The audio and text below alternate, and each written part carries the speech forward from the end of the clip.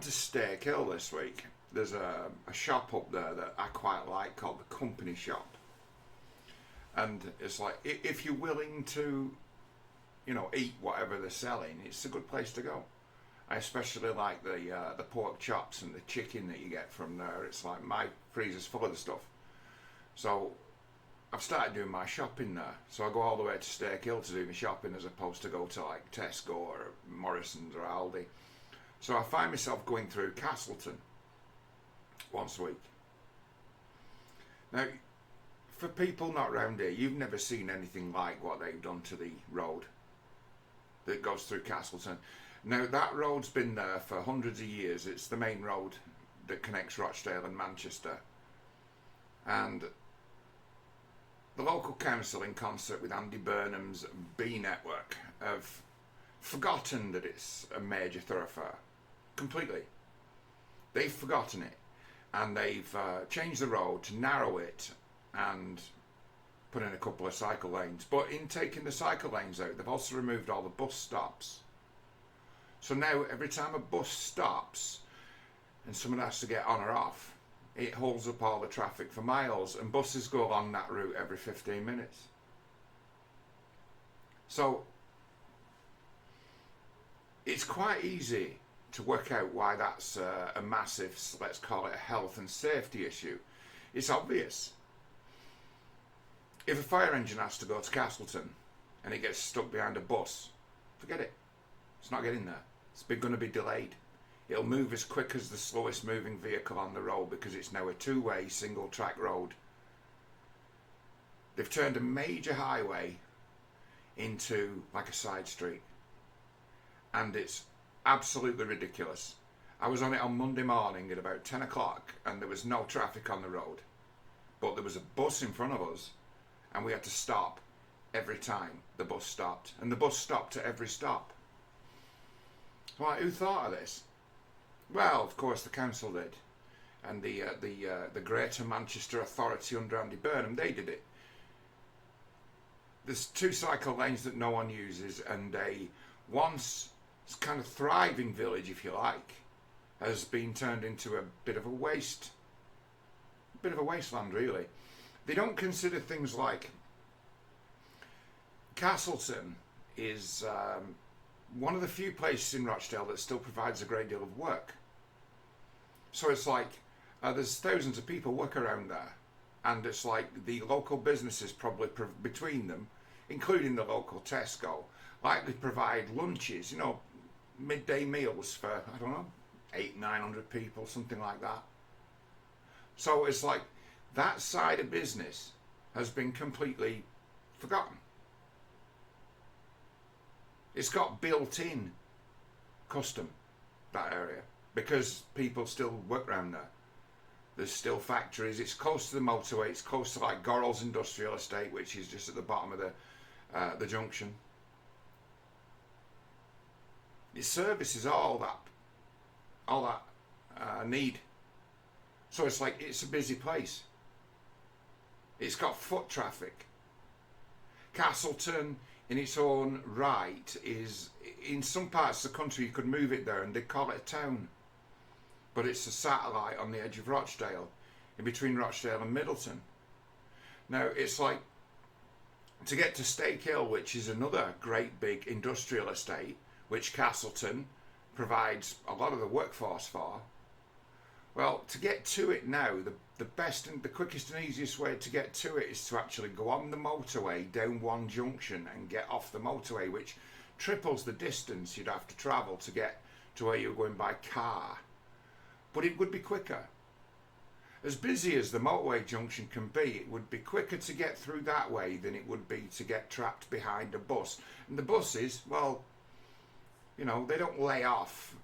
They don't not run when the roads are busy. So it's like they've built in congestion into the road. They're always going on about air quality.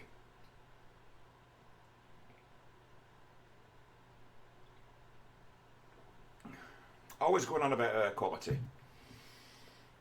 Yet they've destroyed the air quality because there's going to be standing traffic on that road all the time now, whenever it's anything like busy. So you get it where I've gone up there at like 10:30 in the morning and it's reasonably quiet. But you're only moving it. You'd be moving as quickly as you'd be moving when it was busy, because it's all just decided by the buses. Measures have been made to deliberately slow down the traffic. Deliberately. And then also, there's no more access now for ambulances, no access for fire engines. It's like there's literally nowhere to go. Nowhere. It's undoable. And it's like, who might have raised this objection when the consultation were going through? And the answer to that is everybody. Everybody. We're not going to be able to get fire engines up this road anymore. I was just watching a bit of a video with the abysmal councillor they've got up there, who recently was videoed on the doorstep canvassing. Excuse me. Was recently on the doorstep canvassing, saying he's glad that businesses have shut down in Castleton, and criticised them for making no effort and not spending any money on making the shop fronts look nice. And that's what he cares about, that things look nice. It's like you're willing to literally throw all those people under a bus so the place might look nice. The idea of this 2-lane cycle lane, which is going to be extended all the way to the centre of Rochdale, by the way. They're going to ruin the road even further. They're going to remove all the parking spaces. So it's like, where are people going to park? And they don't care about that. They're like, well, we don't want people using cars anyway. This is our way of nudging them so they start using public transport. And it's like, have you ever used public transport around here? It's like, it might have had a lick of paint, but it's not very reliable. If you have to rely on public transport to get to work, you're going to be late. And you're going to be late quite often. Public transport around here has been a nonsense since back when I was doing the plating job. I used to have to sometimes get to like Manchester Airport as early as humanly possible using public transport. And it's like, good luck. Good luck with that. Best you could do would be to get there for about 8:30. Why, John? Well, you go to the train station first thing in the morning, and by the time the train arrives in Rochdale from Leeds, it's full and you can't get on it. So it's like, to be someone who worked in Manchester, I used to work in the centre of Manchester, I had the same problem. Now, back then, it's like, they're not listening, are they? They don't care. They're saying, use public transport, and then it's just not there. Waited once, an hour and 45 minutes at Rochdale bus station in Manchester for a bus to Rochdale, and they're supposed to be every 15 minutes. And waited an hour and 45 minutes. And I asked an inspector, and he says, there's been a big burst on Crown Street in the centre of Rochdale, and all the buses have been delayed. And I'm like, there's no such place as Crown Street in Rochdale. Crown Street's like, just lying. Just lying. It's like, worse than a Scouser for being cheeky, that guy, just lying. I'm like, Crown Street is up Newbold, and it's miles away from a main road, and if there's a burst on there, it's not going to affect anything other than that area. Well, that's what I've been told. Crown Street. I got to Rochdale and there'd been no burst, and there was no Crown Street. So it's like the Greater Manchester sort of transport authority type. They're happy to lie to just fob you off and then think they're clever. And it's like, use public transport. And it's like, you'll put me out of a job. With the best intention in the world, you could set off for work every day in Rochdale to go to Manchester for work, and you could set off at the same time every day, aiming to catch the same bus, and the bus just won't be there. There just won't be a bus. And you'll turn up for work, and it's like, oh, you're late again, and it doesn't wash. I don't know anywhere where you could work where it washes, where you turn up late regularly, where you're late like once a week. How are you going to get away with that?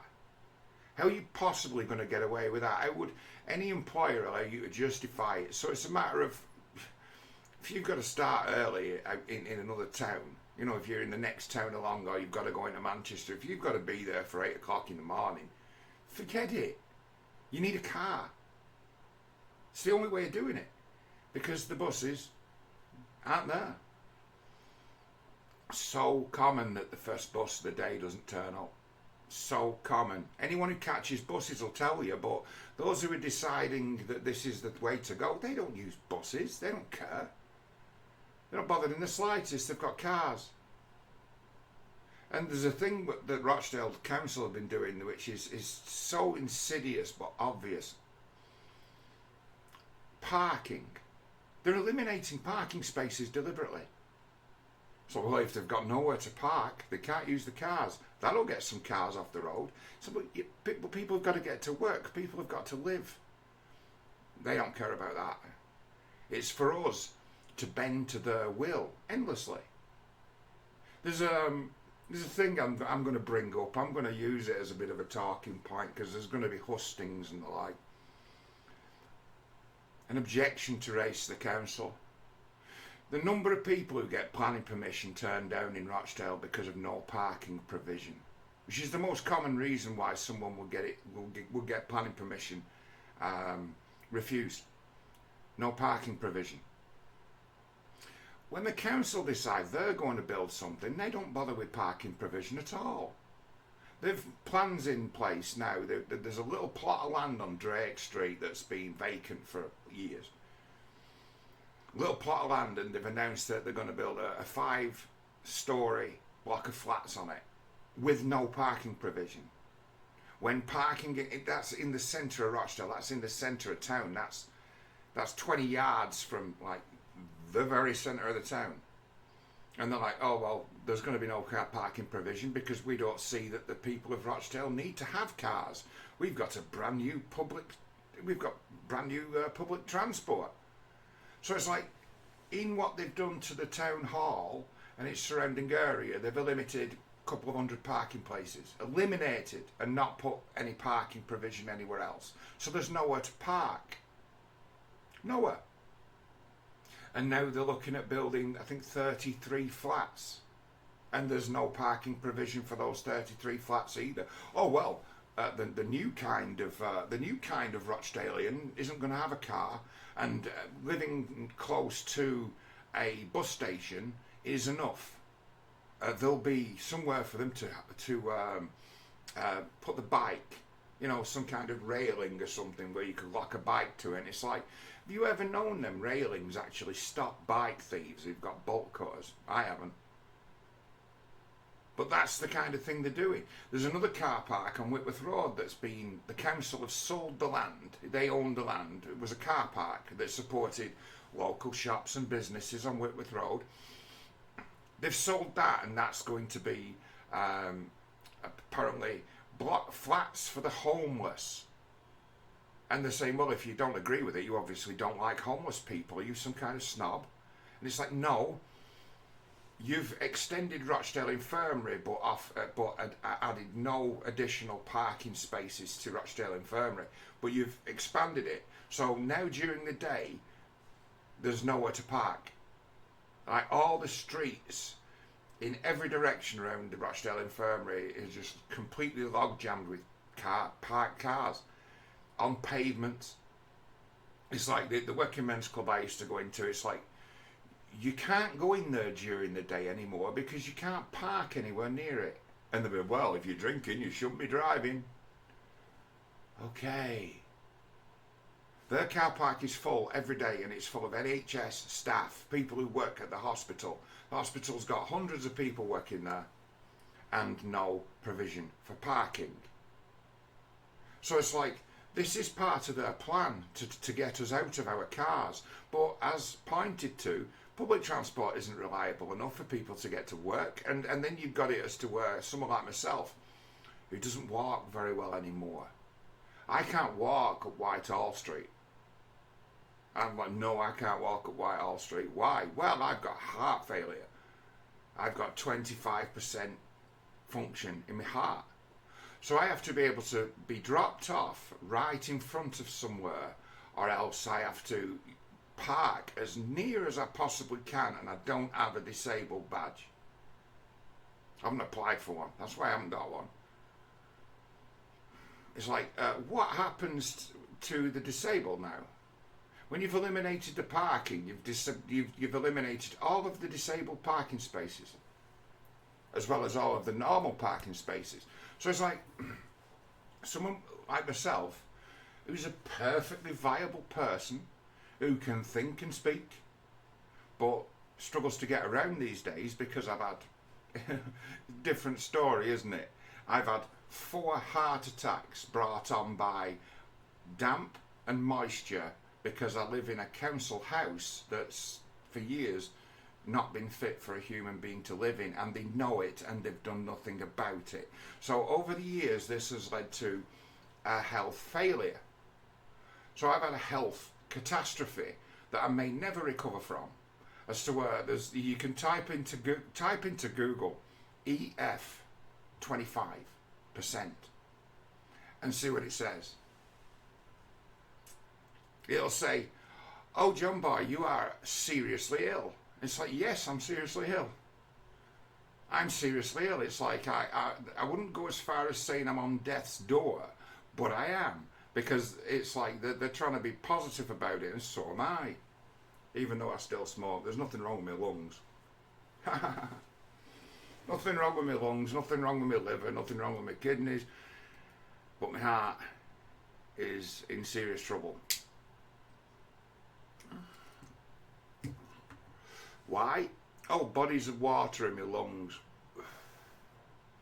that have not come from congestive heart failure, they've come from the outside environment. It's like if I want to, I could make a terrible, terrible fuss and get lawyers involved and make some local headlines saying Rochdale borough-wide housing destroyed my health. But it's like no one's bothered when it's not a kid. When it's a kid that dies, oh, something has to be done. But when it's an adult who's lived on their property for years and's health's failed, or their pre-existing health problems have been massively accentuated by poor living standards, poor environment, they don't care at all about that. So it's like Rochdale will kill you. It doesn't really care about you. Those who might need the council's sort of services or government's assistance, they don't care whatsoever. You've got, because you're in somewhere's dependent on the town in one way or another. Well, you're there to be thrown under the bus. They'll do a lot of things in your name that kill you. That's how bad it is. And it's like, you'll never hear them address it. What are they bothered about? They want to be seen as being like the greenest place in the north of England, if not England. This is the greenest council. And it's like, so green means destroying all the major roads to turn it into a traffic bottleneck, where it's now quality of life goes down because it can take a half an hour to get from one side. I live quite close to the centre of Rochdale. I'm from Scotland. If I want to make my way over to my GP's, which is in Waterworth, which is the other side of the centre of Rochdale, it ain't far. Half an hour's drive mostly. Why? Well, because the traffic. It's bad. It's not very well thought out. It's not very well planned. And it's like they're constantly making changes to the highways, and the changes they make to the highways make it worse. The next plan is to, in essence, pedestrianise and destroy Haywood, which is should be a town, which is part of Rochdale. In its own right, anywhere else in the country, Haywood would be a town. Haywood has industrial parks, logistics, warehousing. And what's the move there? Oh, to do exactly the same thing as they've done in Castleton, to make it so there's no access anymore for fire engines or ambulances. It's going to be a single track road, so everything's stuck behind the bus. They're going to do that to it again. They're going to turn it into a pedestrianised zone with nowhere to park, and destroy all the businesses that are still left. You've got businesses there that are hanging on by literally the nails. to stay in existence, and they're going to make that worse. And they say, well, it'll look so much better. And it's like, you want to live there? People who live there don't want it. But it's going to be done anyway. The thing they've done to Castleton, they're going to extend it to the centre of Rochdale, and no one's asked for it, and no one wants it. And they were about an inch away from voting it through the council last week, and they've said, no, we'll wait for another consultation. It's because it's too hot at the moment. The councillors had risked being probably attacked in the street if they'd have passed it. So they're going to, no, we'll wait until after the local elections and then we'll give it the green light. Another £9 million spent on cycle lanes. And it's like, the stuff that they're trying to do there is, well, it eliminates all the parking spaces. It actually eliminates all the bus stops, so there's no ingress for a bus to pull in. So the bus has to stop in the middle of the bloody road to let people on and off. They're going to do that again too. They're going to do more of that. And then they've got the same plans for Oldham Road, which is, believe it or not, another established, been there 100 years, main road between Rochdale and Oldham. That's going to be narrowed. That's going to have cycle lanes as well. That's going to have the same problems as Castleton. That will see off any business and eliminate all the parking spaces all the way to Ryton. And then there'll be a leg of it under the auspices of Oldham Council. They'll continue it, and it's a matter of, well, in the future, we've got it in mind that most people are going to ride bicycles or catch the bus. That's a joke. It's like, well, if you can afford to have a car, you can have a car. But you people, you're really not fit to have cars, are you? Why? Well, you're not members of the Labour Party. You're not councillors. You're not MPs. And soon it'll be the only people who can afford to have a car will be people who've got a company car, or people who can have a car on expenses. That's what it's coming to. And that's what their policies are moving towards, to take everyone's car away from them. It's going to be great. How proud of themselves they'll be that they'll say, oh, we've made it so green. And it's like, no, you've strangled the life out of the small businessman. You've destroyed the local economy, and then all we've left is Lidl, Aldi, Tesco, Morrison's, which is another one that's not going to be with us for much longer, I don't think, Morrison's. Asda, that's all we've got, and them are going to be the only places where you'll be able to park your car as well. So we're going to have food distribution centres. And then, I mean, all this attention going towards this beeline bus service that goes from the centre, the dead, destroyed town centres. It goes one town centre to the other. All the small bus routes, you know, the ones that would get you from the edge of town to the town centre in order to go somewhere else, they're not bothered about that. They're on the way out. They're expensive and they are poor. It's like you don't, main road here I've got outside my place, you don't see a bus after 5:30.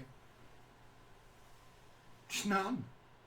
The bus drivers all go home because they're not on the beeline route. They're just ordinary neighbourhoods. And it's like, Rochdale's a town that's got hills like this everywhere. Like, it's not a place for cycling. It's a place for bloody diesel engines. That's what it's a place for. It's up and down, up and down. You'd have to see it with your own eyes to believe it. That the point of the town, where I live, kind of commands the town. I can see for miles. And it's like, it's all great big valleys. It's like, this isn't Lincolnshire, where it's flat. You know, there's parts of this country that are just flat for miles. Well, they're great places to cycle. They're also great places to drive because you get the miles per gallon that the car says it'll do, because you're always on the flat. This place is mountainous. The north of England is mostly mountainous, and it's like, this isn't a place for pedestrians. This isn't a place for bicycles. It's just not that, and it's never been that. You go and check out how long of it. If you were to like ride a bike from Rochdale to Oldham, the elevation, it's like you're going up a couple hundred metres. I say you can't see it from where I am, but from where my parents live upside, you can see as far as Oldham, and it's like a town on top of a hill, miles away. But they don't care about that. They've not even thought about it, because to think about it scuppers their plans and makes them seem stupid.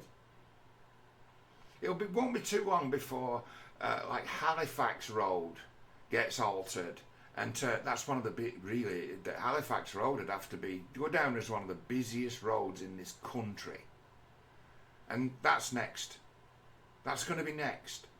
The another satellite town of Rochdale, Littleborough, which should be a town in its own right, like Castleton, like Middleton. These if they were moved anywhere else away from Rochdale, there'd be towns in their own right because of the size of them. There's one road in and out of that place. One road. And to go through it, it's like the next, along those roads, the next places to get to are like Todmorden and Hebden Bridge. So it leads off into the country. It's like the town centre of Littleborough has been turned into a car park. And they've not built a car park. They've built infrastructure like train stations and the like, and encourage people, drive your car to the train station, then get on the train. It's better for the environment. So they leave the car there all day because that's what they've been told to do, but there's nowhere to park.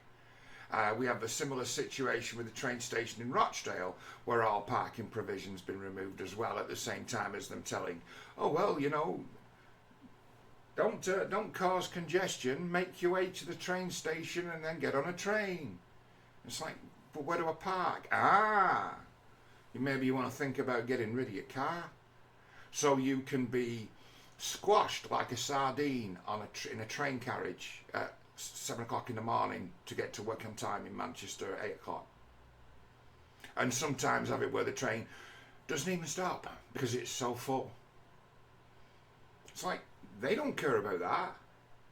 They care about endlessly being seen as, oh, we're regenerating the place, and at the same time be saying that we haven't got any money to spend on things that people need.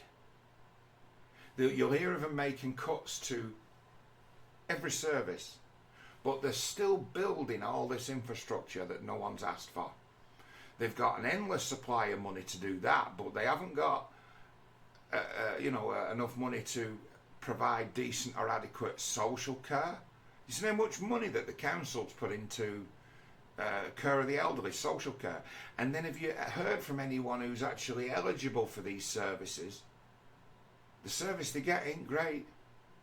Someone turn up 2 hours late, spend 15 minutes, make you a cup of tea, run the vacuum cleaner around, gone, on the clock, and all of them driving around in cars that they have to pay for. You can't have this job if you haven't got a car. And it's like, how much does the job pay? Peanuts. But you can't actually do the job unless you've got a car. And they're like on computer, handheld. Oh, you've got 10 minutes here and you've got 10 minutes there and you've got 10 minutes here and you've got 10 minutes there. So they're absolutely useless. They don't provide the kind of support that people need. They don't. But they spend hundreds of millions of pounds providing this service that is diabolical. So it's Kafka-esque where the money gets spent. Oh well, there's going to be cutbacks in public services. But we've got millions to spend on changing the roads, building cycle lanes that no one asks for, no one uses when they're built. Oh, but the people in the future are going to use them. It's like, how do you know? How do you know? They've got a crystal ball. Well, if we manipulate people, we can incentivize and we can manipulate their behavior. And it's like, how much are the Chinese charging you for all these studies and consultations? Because you sound a lot like the Chinese government. a lot like the Chinese government. Like, you think that there are a load of Chinese people, Chinese members of the Chinese Communist Party, like, run the town. It's what it's like. People don't get to decide and carve their own carve out their own way in the world. In, let's have it right, a pretty dog-eat-dog place, but you know, it's not so dog-eat-dog for these guys who are on the council, is it? They just, in essence, just turn up with a red rosette on and get elected. They can be anybody, they can be nobody, and they still get elected. Why? Well, nobody likes a Tory around here, you know, because they're twats too, aren't they? I think the only difference between a Tory council and a Labour council is different coloured rosettes. They're all members of the climate death cult. They all think of their own and their own self-interest long before what's good for the town. They all put money. They'll say things like, building all this infrastructure is creating jobs. It's like, no, it's not creating jobs. It's creating work for large building contractors that don't recruit and operate out of here. You're making fortunes for private businesses. It's like if any of you guys out there like to sort of dabble in the stock exchange, you know, like to make yourself a few quid and make a few investments. When they're building one of these projects, go and clock the name of the organisation that's doing the work and go and put some money on. Go and put some money on them, because their customers are the government. It's guaranteed work, guaranteed income, and you know they're not going to stop. So as the rest of the economy goes for crap, these building firms that are doing all this work, oh, they'll be making money hand over fist still. It's just all money, isn't it? They don't care who pays the bill. Seems that council taxpayers' money is as easier to spend than just regular taxpayers' money.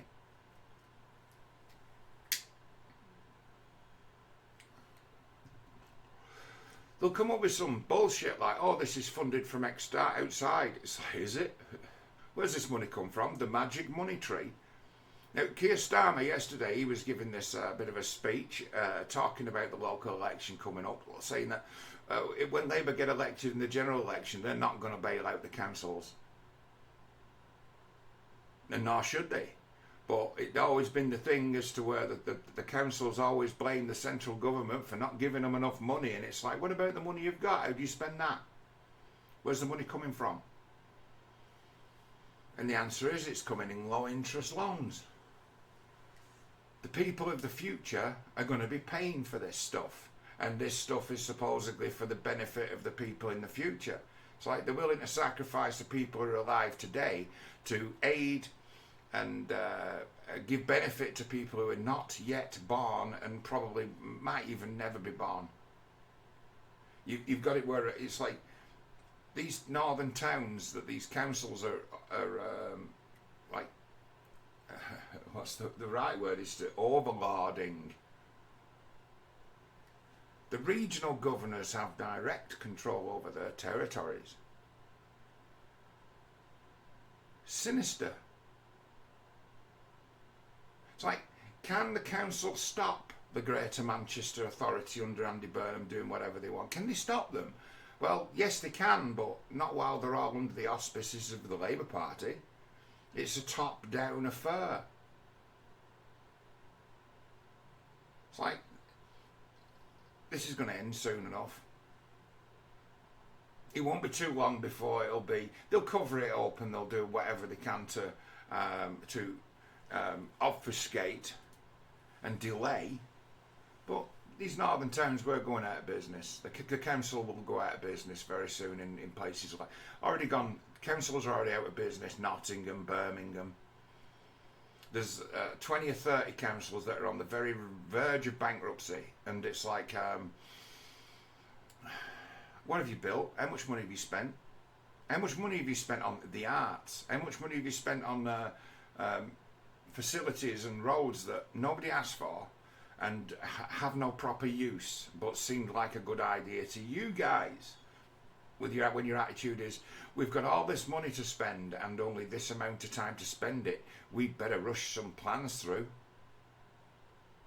And part of our plans is, well, if we take away all the parking spaces, people won't be able to use their cars anymore, and that'll be better for the environment. It's like, yeah, now how are these people supposed to live? And that is not their problem. And they're supposed to serve us. Use our mandate to do what's in the best interest of the town, and they actually do what's in the best interest of the globalists. I've been saying this for years, guys. Parliament is a talking shop. They got no power. Your council's got power. The Houses of Parliament themselves, over and above them, will have the local council. The local council have got power. The House of Parliament doesn't.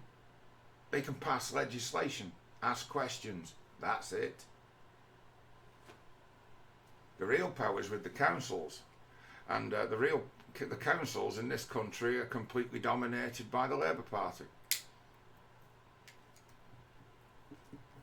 Their employees are, well, they're union closed shops, aren't they?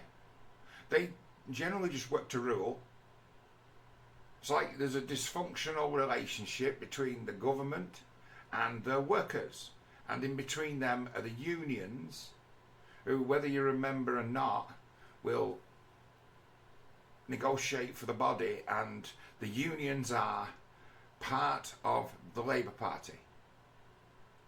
The unions show absolutely no intention at all to ever break themselves free of the Labour Party, and they are the organisations that fund the Labour Party. So it's like the unions have sold everyone out. Most people out in the world are not represented by a union, but you know who are? Every single government worker. Who are the most powerful unions in the country? The public sector unions. And who are the public sector unions beholden to? The Labour Party. It should be that the unions have got massive sway over the Labour Party, but they haven't. The Labour Party have got massive sway over them, and it's a top-down organisation. And do you think the people who work for, say I have a lot to do these days with the NHS, don't I? I'm in and out of hospital all the time nowadays. You know, I've been hospitalised this week. I've been in hospital this week. And my doctor was, oh my God, you should have seen her. She was beautiful. It's like this 6'2" black woman with like short cropped hair. She'd be about 30. Beautiful. And I noticed her because I had curtains left and right. And while I was in hospital, she came to see me because she was basically my doctor while I was in. Simi, she was called. She's beautiful. And she was so graceful on her feet that I could hear her coming.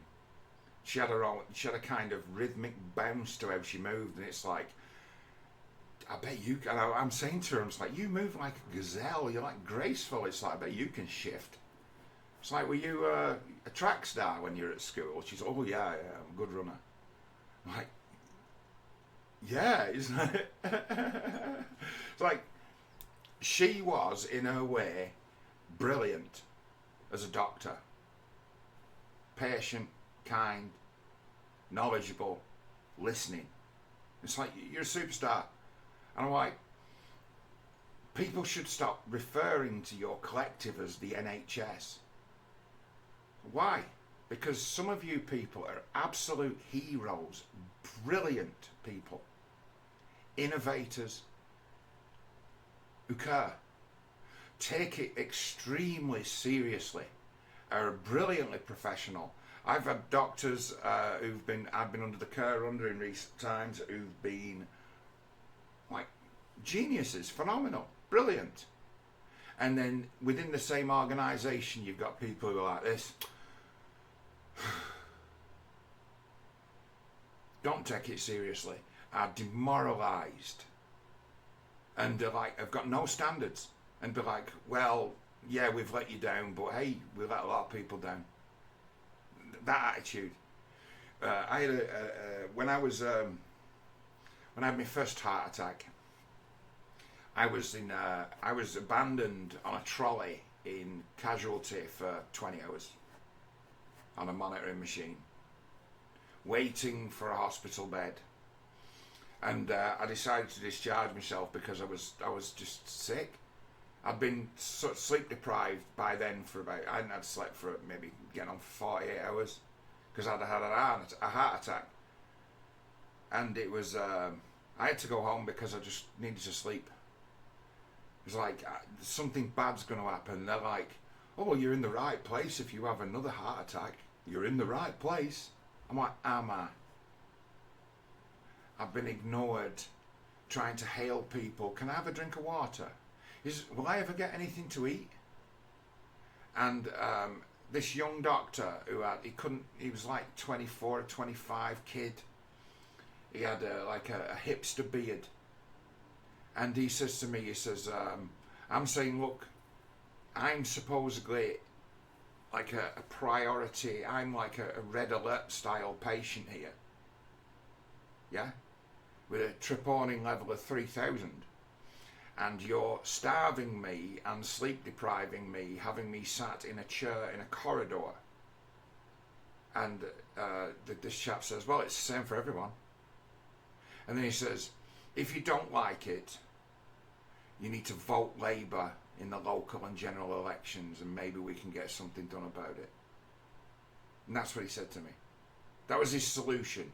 If you don't like it, start voting for the Labour Party. Oh, so we've got political zealots, left-wing agitators and activists in amongst this corps of doctors. He was a very poor doctor, but in and amongst them, some of them are brilliant. Same with the nurses. They don't like it, they hate it, they think it's disgraceful. Some of them feel sorry for themselves about the work they have to do, and others make, do, and mend. We don't get, but all of them, we don't get paid enough money for what we do. You know, they make us pay for parking to come to work. What? Yes, we have to pay to park in order to come to work. Have you ever heard anything about it? They've got HR maniacs over and above them,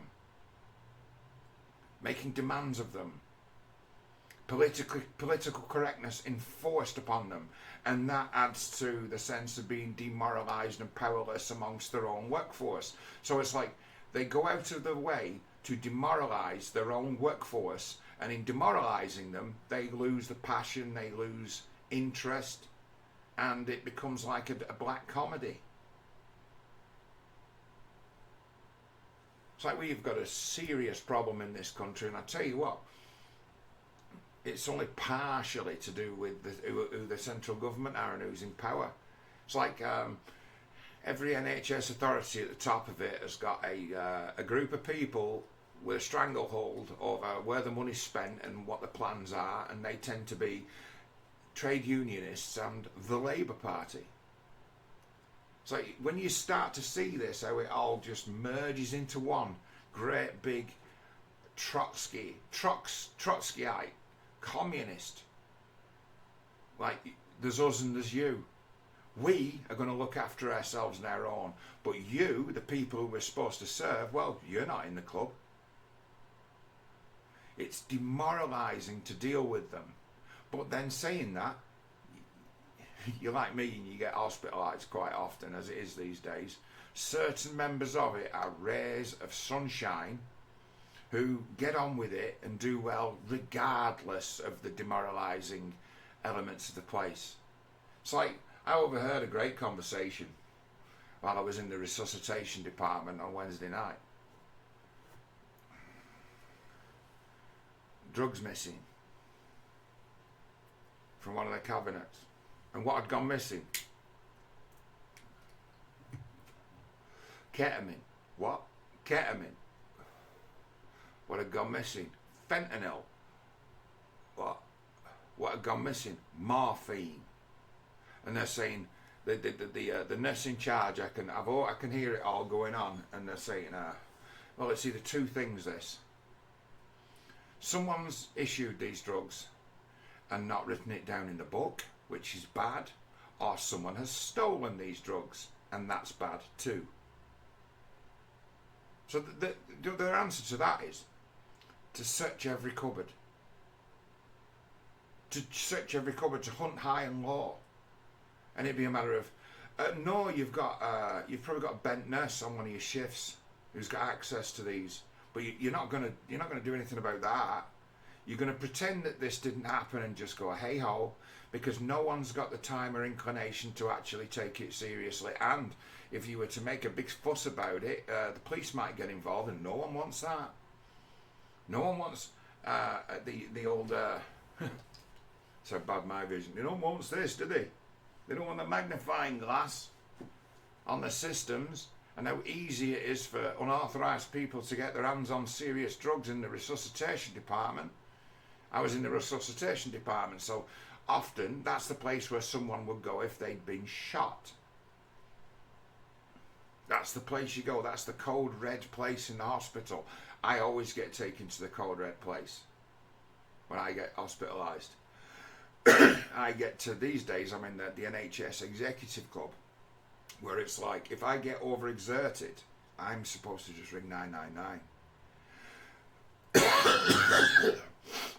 Give them my name, date of birth, and NHS number, and they will send the paramedics along as fast as they humanly can, and then they'll drag me to Fairfield Hospital with the sirens on and drop me off at the resuscitation department, where they'll be immediately putting me on oxygen, although I don't generally need that. Now that my lungs have been, now that we've solved the reason as to why my lungs ended up full of water, when I have a heart episode, it's not as bad as it once was when my lungs were full of water. I'm happy to say that my lungs are, my most recent chest x-ray, which was Wednesday, says that my lungs and chest are in very good order. There's no water in there anymore. It's like, thank you, Rochdale Borough Wide Housing, for the pulmonary edema that you gave me, because this place has got rising damp, but you won't admit it. And I have a dehumidifier, which you can probably hear in the background, that runs 24/7 and accumulates 2 litres of water every day and a half, because of the rising damp in this property, that they will not admit to existing. See what kind of place we've got here? Everybody lies all the time about everything, and are strangely invested in it as if it's their money, because of the way that they get incentivized and rewarded to be able to say, oh, everything's fine. Everything's fine. That's the place I live.